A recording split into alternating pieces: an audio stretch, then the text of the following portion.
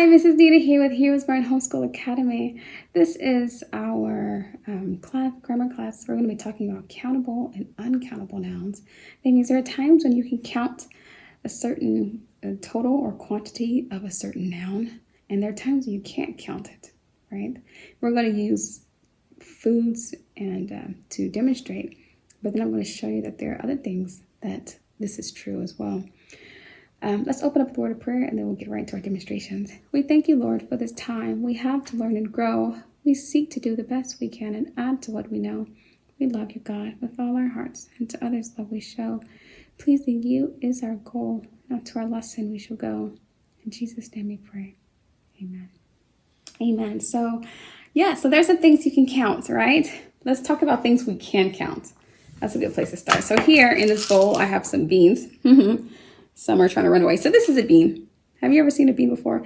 We call these honey beans. And they don't taste like honey. They're just called honey beans, maybe because of their color. They're like a honey amber color. So I can count this. I can say 1 bean, 2 beans, 3 beans, 4 beans, 5. Can you see how we can do that and go on and on until we've counted all of the beans? And that's a countable noun. So we say I have a bean, I have beans. So I have a bean, I have beans. Let's write that down. I either have 1 bean, or perhaps I have 10 beans. In any situation, to make this plural, I have to add S. There you go. 1 bean, 10 beans. Now what we're going to do is talk about an uncountable noun, okay? So here's a bowl, empty bowl. You can count bowls, 1 bowl, 2 bowls, 3 bowls. But what I have in this cup is water.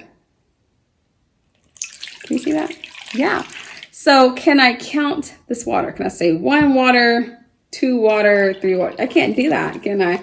6 water, 18 water? No, we can't do that. Now you may say, well, what about drops of water? Yeah, but who determines what a drop is, right?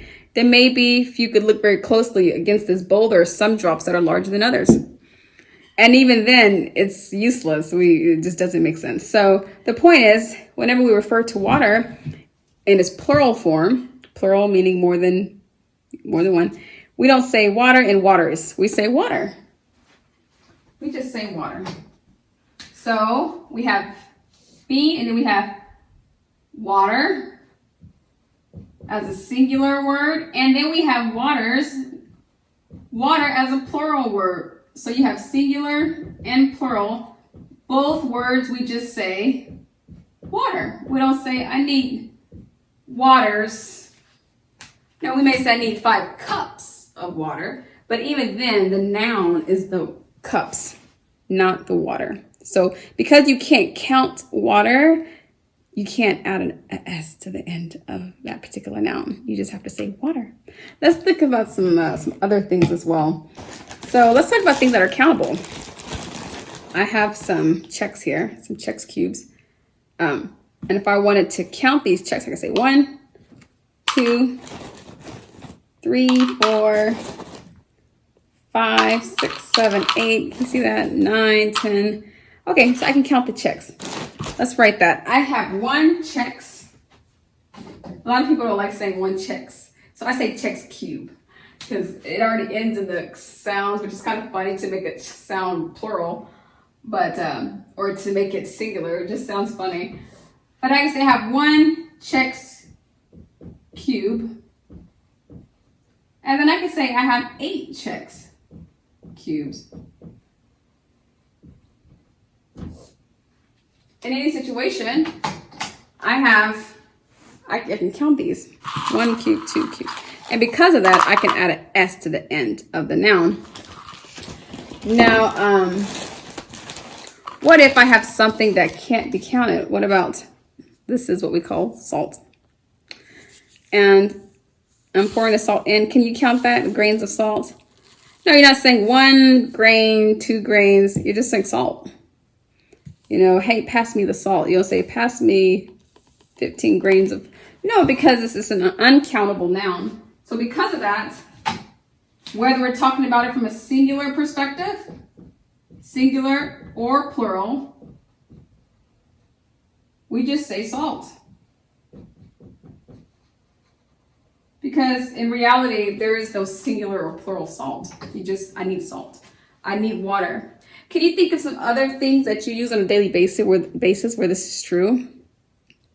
Yeah, maybe flour, or maybe some other grain that's really fine. You can count maybe pepper or some sort of seasoning, some spices. But there are lots of nouns that you can count. You know, you may say, hey, I need slices of bread, X number of slices of bread. However, when we're talking about it from a loaf perspective, we don't say, I need, 5 breads.